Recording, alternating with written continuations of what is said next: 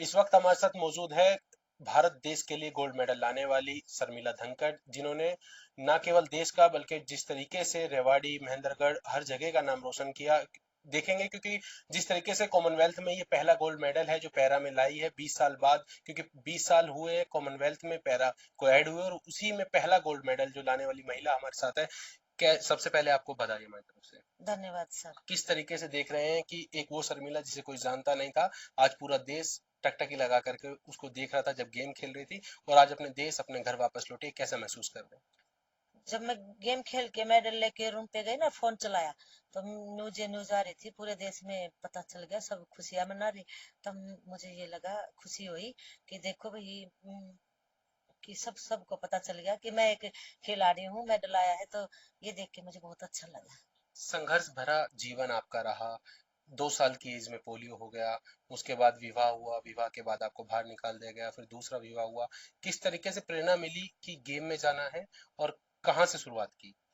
ये मेरे हस्बैंड ने बताया था कि गेम में मेहनत करो, प्रैक्टिस करो आप। उन्होंने देखा था अखबारों को बोर में कि पैरा के भी गेम होते हैं, तो उन्होंने मेरे को बताया था और फिर मैंने गेम स्टार्ट किया था। घर बेचने तक का वाक्या हुआ, वो क्या था। वो तो सर ये था कि एक मिस्त्री है मेरे हस्बैंड, तो देखो बड़े बड़े इंसान ना हम।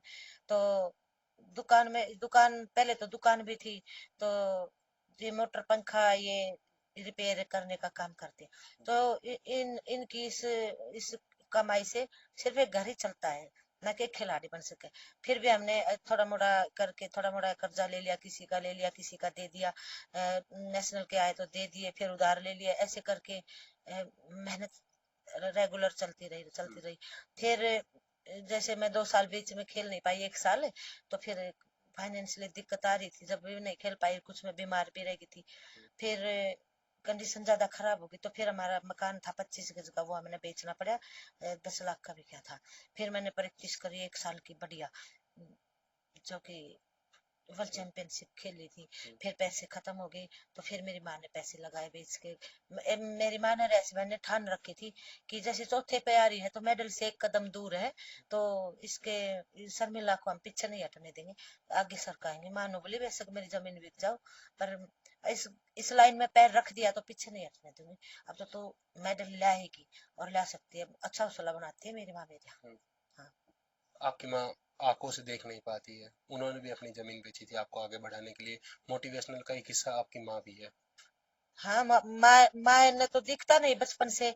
और माँ से मैं बहुत ज्यादा प्यार करती हूँ, अब मैं किसी से नहीं करती इतना। तो माँ का दुख देख के मैं खुद और ज्यादा दुखी सी हो जाऊं हूं।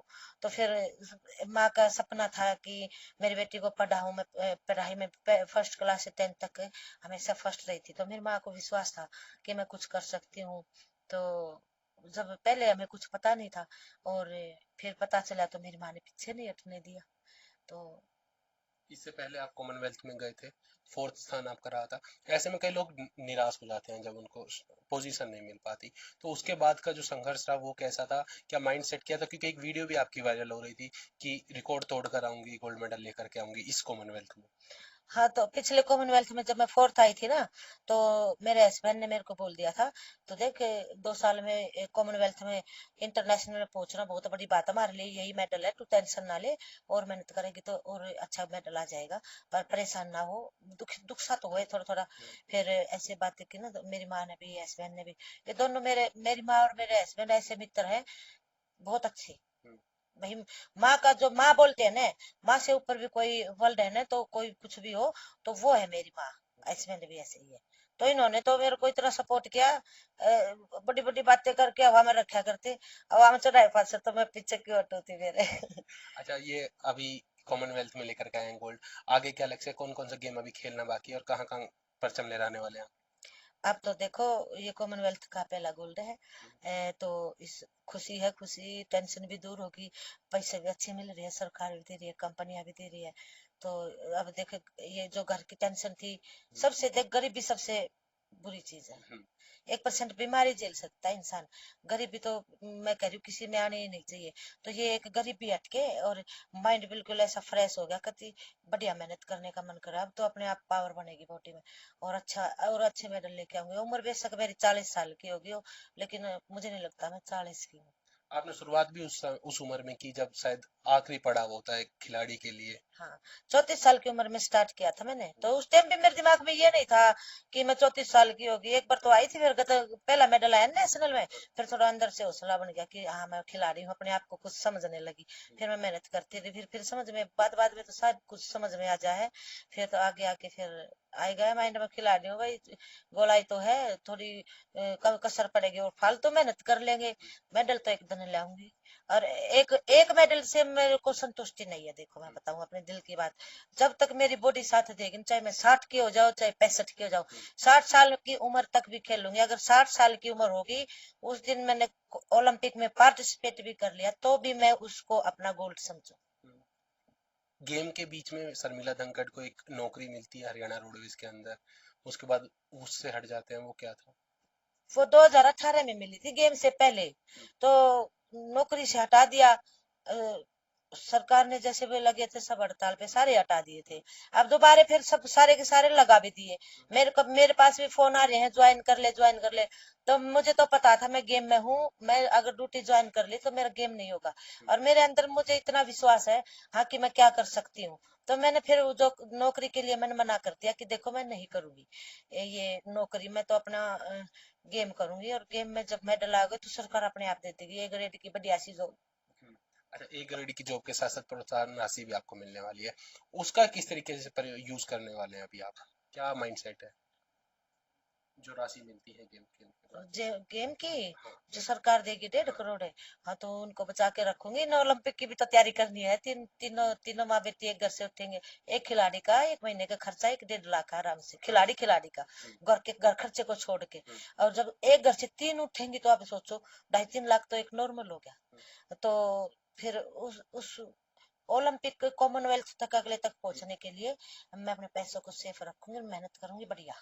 यहाँ पर जिस तरीके से क्षेत्र की बात करें कि गोल्ड मेडल लाए हो, बड़े गर्व की बात है पूरे देश के लिए, तो क्षेत्र के बच्चों के लिए भी कुछ ऐसा करने वाले हैं कि वो आगे ला सके गोल्ड मेडल, उनके लिए भी कुछ सोच रहे हैं? क्योंकि प्रोत्साहन राशि के तौर पर और भी पैसे मिलने वाले हैं, तो क्या इस तरीके का कुछ खोलने वाले हैं, कुछ बनाने वाले हैं कि यहाँ के बच्चे अच्छे से सीख सके, अच्छे से प्रैक्टिस कर सके हाँ ताकि। देखो, हाँ हाँ, मैं सोच रही हूँ, और बात भी हो रही है ये तो कंपनियों से भी। तो ऐसा करेंगे, देखो पहले बताना नहीं चाहिए पर आपने पूछ लिया तो बता देती हूँ। जैसे कि गरीब बच्चे होते हैं, विकलांग बच्चे होते हैं, तो उनके लिए एक अच्छी सी एकेडमी खोलेंगे। उनका रहना खाना फ्री, उनकी प्रैक्टिस फ्री, कोचिंग, सब कुछ, फिजियो वगैरह सब कुछ फ्री करेंगे हैंडीकैप विकलांग बच्चों के लिए। क्योंकि कई बच्चे होते हैं छोटे छोटे, 2-3 मैंने देखे भी हैं। किसी की उम्र 10 साल की है, किसी की 5 साल की, और गरीब घर से है, वो मेहनत नहीं करवा पाते। तो वो फिर वो ऐसे ही हम बनाएंगे, ब्रांच ब्रुंच बना के कुछ ऐसा, और एकेडमी जो कि विकलांग बच्चों को फ्री रहना, फ्री खाना, फ्री डाइट। तो ये थोड़ा सा टाइम लगेगा, 1-1.5 साल का। पहले आपने पूछ ली तो मैंने बता दिया ना, बताती भी ना। मतलब बच्चों को सपोर्ट करने की सोच हाँ, रखी है कि विकलांग, किस तरीके से आगे वो ले जा सके। इसलिए कि देखो मैं विकलांग थी, हम्म। तो मेरे तो हस्बैंड ने मान साथ दे दिया। भाई परिवार में कई भी ऐसे लोग हैं, बच्चों को पढ़ाने में ही परेशान हो रही है, तो खिलाड़ी कहाँ से बनाएंगे कि। तो हमारी तो जमीन भी थी, बेच के जमीन लगा दी। और कई बच्चे मैंने देखे हैं, अपने लाइव देखे हैं फिलहाल ही। तो उनके इतना है कि उनके घर है, जमीन नहीं है। तो माँ बाप अपने बेचारे मजदूरी करते हैं, बच्चा विकलांग है। तो मुझे पता है कि मेडल ला सकता है, प्रैक्टिस कराएंगे तो ऐसे बच्चों के लिए है भी हमारे पास एक एकेडमी नोएडा में। तो उसकी दूसरी ब्रांच इधर बनाएगी। अच्छा, अभी जो बच्चियां हैं आपकी, वो किस गेम में है और अभी क्या अचीवमेंट है और आगे क्या चाह रहे हैं उन बच्चों के साथ? क्योंकि दो बेटियां हैं आपके पास, उनको भी आपने गेम में उतारा, हालांकि आपका संघर्ष बना जीवन था उनके साथ साथ, लेकिन फिर भी बेटियों को खेल में उतारा आपने। हाँ जी, जब मैं गई खुद खेल में उतरी थी, तभी मैं अपनी बेटियों को भी मैदान पे उतार दिया था। और जब तो ये बच्चियां थी, धीरे धीरे जैसे होया उसे मेहनत करवाई है। अब ये खींच के मेहनत करेंगी, अब तो अगला मेडल हमने कॉमनवेल्थ में लेना ही लेना है तीनों ने। तो अब तो छोटे पर्दे पे ऐड में भी नजर आने वाली है शर्मिला जाकर, क्योंकि जिस तरीके से जब ये चीज चलती है तो वो अरे एड ऐसी एडवर्टाइजमेंट। ऐसी तो बहुत कंपनियों का ऑफर आ रहा है ना, फिर थोड़ी बिजी हूँ अभी तो, बिजी चल रही हूँ। तो एड वेड ये तो अब सारी मत पूछो आप मेरे से। अच्छा, अभी ये कॉमनवेल्थ का गोल्ड मेडल है, आगे एशियन और वो करने वाले हैं आप, ओलंपिक दोबारा करने वाले हैं। ये तो वो है ना, ट्रेलर है, है मेडल, ओलंपिक मेडल जैसा ही है ये। फर्स्ट मेडल आ गया, हमारे इंडिया का गोल्ड है। बहुत खुशी हो रही है। ये कॉमनवेल्थ में इंडिया की 4th भी रैंक रही है। और आगे अच्छा करेंगे। फर्स्ट आए जो हमारा इंडिया भी, हम फर्स्ट आ रहे ऐसे ही। और अभी तो ये फिल्म है, ट्रेलर बाकी ट्रेलर फिल्म बाकी है। है। तो ये आपने सुना शर्मिला धनखड़ को, जिन्होंने देश को गोल्ड मेडल दिलाने का काम किया। 20 साल में पहला गोल्ड मेडल दिलाने वाली ये महिला, जिन्होंने पैरा में जो गोल्ड मेडल दिलाया। और साफ तौर पर इनका कहना है कि आगे भी एशिया और ओलंपिक में ये जाएंगी। कि ये ट्रेलर है और फिल्म अभी बाकी है। रेवाड़ी से नवीन शर्मा, जी मीडिया।